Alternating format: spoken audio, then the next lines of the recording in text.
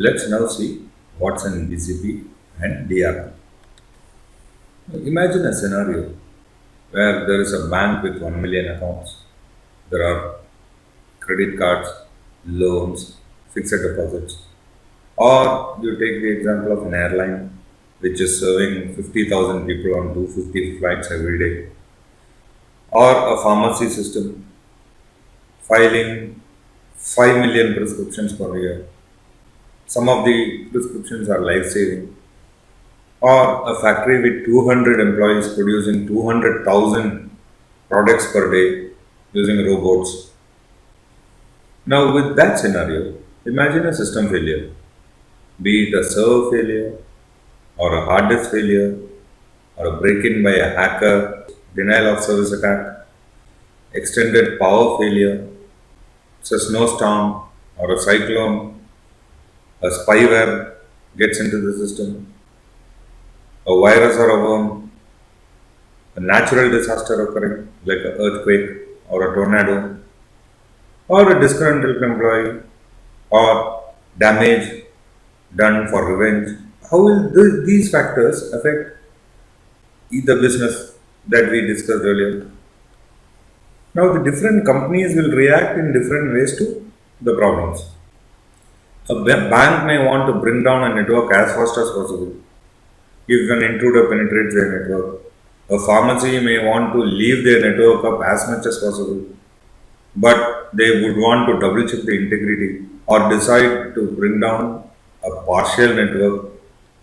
Business continuity plan is effectively bringing back your business after an incident occurs. An incident is any event that has an undesirable effect on the organization's continuity.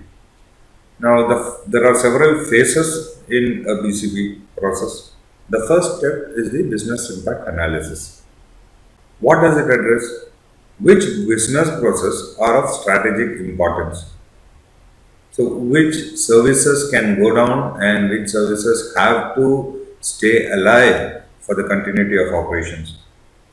What disasters could occur? A business impact analysis would also specify what disasters could occur, what are the ways in which it could occur. So, all possible scenarios, as we discussed in the previous slides, should be addressed in the business impact analysis.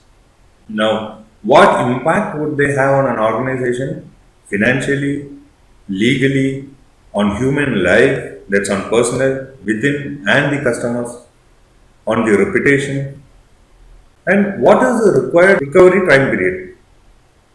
How fast they should bring back the operation, whether it is 2 hours, 4 hours, whether it should come back in 20 minutes. All these things will be specified in the business impact analysis. Now, there are several ways to get this information. It can be via interview, it can be via questionnaire, it can be through observation, review of documentation. There are several ways of conducting the business impact analysis. So, when we talk about business resumption, we also have to classify the assets. Asset classification is a very important step where the value of the asset is arrived at and the damage potential for that particular asset. And a general trend for classification of event is negligible, which means there is no significant cost or damage. It could be a very simple issue which can be recovered within no time. It could be a minor event which is non-negligible event with no material or financial impact on business. Major, where the incident impacts one or more departments and may impact outside clients as well. And then the final one is the crisis, which has a major material or financial impact on the business. Now, all these things, that is your minor, major, and crisis, should be documented and tracked to resolution or repair. That means to say that if an event occurs, you have to document it, you will have to specify what actions were taken to rectify that error or to bring back the business to normalcy. Now, these should be tracked. Let's see a scenario, disasters and impact. where the problematic event or incident is classified, what business processes are affected, and the classification of the impact, effect on the finance, legal liability, and the effect on human life and reputation of the business. Now, this example has been done assuming that the organization is in university. So, let's take the first example. If the incident is a fire, then the affected business processes are the classrooms and the business departments. And what is the impact? It is crisis. That means it is ranked highest, at times major. And what could be the damaging factor? There could be a damage to human life also. Then second one is hacking attack. In case a hack occurs, then your registration and advising or counseling is affected. The impact is classified as major. There could be legal implications if such a thing occurs. If the network is unavailable, then your registration is affected, counseling is affected, the classes are affected, homework and education is affected, and it's classified at the highest level, crisis. If a social engineering or a fraud occurs, it affects registration. It's classified as major. There could be legal implications of that. If it's a server or a hard disk failure, then registration gets affected, counseling gets affected, classes, homework, and education get affected, and major at times and crisis other times, meaning at the time of the registration or when a homework is due to be given or if a class is to be taken, it could be crisis. How do you define recovery time? There is something called an interruption window. That is the time duration that the organizations can wait between the point of failure and service resumption. For example, you can say that a particular process in my organization, if it goes down, which is critical to the organization, should be recovered within 30 minutes from the time of failure. So that is the interruption window. And what is the service delivery objective? Level of service in alternate mode. In the sense, in case you are not able to do it through the computer, do you have any process where you can actually process it manually so that the service delivery objective is met? These are the things that form part of recovery time. One thing you have to remember is the alternate mode is not a full service mode. Your service will continue but at a degraded pace. So you have to, because the cost of providing service in an alternate mode also involves a lot of time, effort, money, people. Hence, you'll have to understand that the alternate mode is not always a full service mode. Let's look at some definitions. Business continuity means offer critical service in the event of a disruption. Disruption can mean incident, whether malicious or not. Human failures also can be classified as incidents. Disaster recovery is survive interruption to computer information systems. So basically, your BCP is a large document within which your IT processing is addressed, which is called your disaster recovery plan. And then there is an alternate process mode, that is service offered by backup system. It can be at an offsite or a near site location. It can be at different sites by an external vendor like a hot site, warm site, cold site, reciprocal agreement. We will look into all of those. Then disaster recovery plan is how to transition to the alternate process mode. So a disaster recovery plan kicks in when your incident actually happens and when your BCP actually is invoked. And then the restoration plan. How to return to regular system mode. That is how to resume normal operations after a event occurs or an incident occurs. How do you classify the services? So critical. It cannot be performed manually. Tolerance to interruption is very low. There may be some processes which cannot be performed manually. So the tolerance is also very low. You have to recover the operations very fast. Take the example of an ERP system. You enter a raw material at one place, it gets reflected in different portions of the ERP. It may not be manually possible to recreate or reiterate that particular record into different places once your organization is fully into an ERP mode.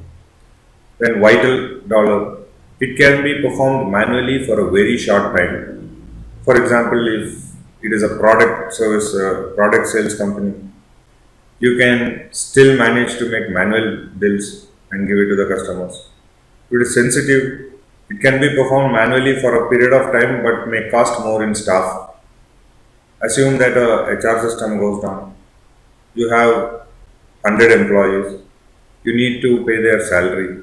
You can perform manually, calculate it manually for a period of time, but you will need additional manpower to do that. But then this is not always applicable, say, to an organization with 5,000 employees. Then it takes a lot of effort, lot of time, and may not finish on time. And then you have non-sensitive, which can be performed manually for an extended period of time with little additional cost or minimal recovery effort. So there may be some processes which do not require the computer, or which you can do away with at the time of invoking of BCP. So these can be performed manually for an extended period of time with little or no additional cost and minimal recovery effort. How do you determine the criticality of business processes? Take this pictorial for example. There's a corporate structure. Here, sales function, we decide that the sales function is very critical.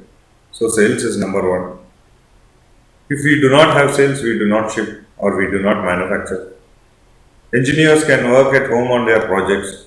So the criticality of business process should be determined before you actually assign values to that.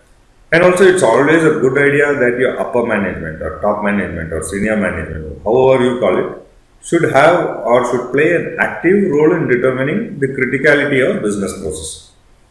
There are two terminologies here, RPO and RTO. RPO is recovery point objective and RTO is recovery time objective. What RPO determines is how far can you fail to. Is it 1 week's worth of data? And recovery time objective is how long can you operate without a system and which services can last for how long. So these basically are the two factors that you will have to determine. One is the RPO and other is the RPO. Now if you have 1 week's worth of data, is it sufficient to recover or do you need a backup of say the latest one is taken every night, or in some cases the RPO may be very short because there is an online mirroring of data which happens. So it all depends on the business that the organization is into and how valuable is continuity of service to the organization. When we look at RPO, you need to have backups. So there is something called orphan data. Orphan data is a data which is lost and never recovered, and the recovery point objective actually influences the backup period. Like I said, the more critical your data is, the more emphasis on backup. It could be as costly as an online mirroring system, or every hour backup is taken, every evening backup is taken, then every week backup is taken. So it all depends on the criticality of the business processes. Also, we have mentioned here as RAID. Now, RAID is redundant array of inexpensive disks. Now, this is for your internal, to protect against your internal disk failure and also to have more reliability on the fact that once you configure yourself on a RAID system, your hard disks on a RAID system, in the event of a disaster happening or in the event of a disk failure, you still will be able to recover data and continue with the operations. So now we add a couple of columns to the slide that we saw earlier. The services registration. Here we have added the RPO and the RPO. So for registration, the recovery point objective is 0 hours. The time objective is 4 hours. Critical resources, people, process, and technology. You have solar based battery backup, network redundancy. Registrar is an important aspect here. And special notes, unusual treatment at specific times, unusual risk conditions. It's high priority during November and January. That's where maximum registrations happen. March to June and in August. So similarly for personnel, 2 hours is the RPO, 48 hours is the RTO. PeopleSoft, which is an ERP package, is a critical resource. And without that ERP also you can operate manually for 2 days. Teaching, your RPO is 1 day, your RTO is 1 hour, and you have your D2L link, your network, your faculty files as the critical resources. Then special notes you have during school semester, it is of high priority, meaning during the school period or college period it's of high priority. This is how a partial BIA looks like for an university. When you see disruptions versus recovery curve, you have several modes here like a hot side, warm side, service downtime period, alternate recovery strategies, cold side. So this is a curve showing the cost of having a system down, and the other curve shows the cost of bringing an alternative system up quickly. So the least cost is the cross point of these two curves. So a brief into the BCP DRP give you an idea of what a business continuity plan is, what is a business impact analysis, what is a RPO and RPO, what are the methods you can use, what is the curve, your minimum cost curve. Now let's take a look at what is a rate in simple terms and what are the high availability solutions available. In the next, RAID is basically redundant array of independent disks or redundant array of random array of independent disks. Now, there are several levels of RAID. RAID 0 is striping, 1 is mirroring, then there are RAID 2, 3, 4, 5, 6, 7, 10. 10 is a combination of 1 and 0. So, RAID 1 and above uses redundancy, offering survival if a single disk fails. Let's go back a little bit on the history of RAID. There was a time when hard disks had less capacity, and were more expensive. RAID was created to combine multiple less expensive drives into a single higher capacity or a faster volume. On top of that, it was designed to facilitate redundancy. So that is usually called as fault tolerance or failover protection, so that the array and its data remain usable even when a drive fails. You'll often hear about one disk or two disk redundancy, which refers to the number of drives that can fail while the array remains viable or remains operational.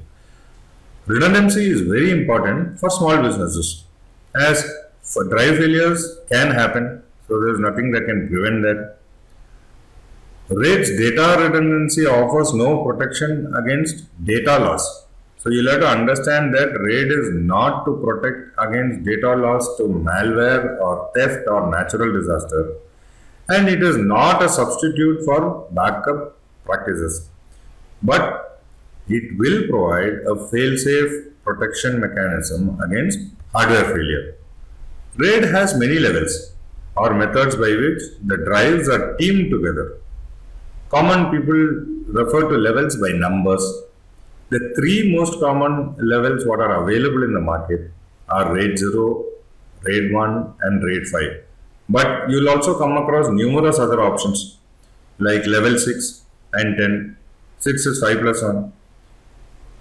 So it's just a bunch of disks, and Microsoft's virtual disk RAID, as well as abstracted RAID implementation such as Drobo, Beyond RAID, Netgear X RAID, Synology SHR, etc. So there are so many things. But let's see what are the common RAID modes. RAID 0 is faster performance. It distributes data across multiple drives.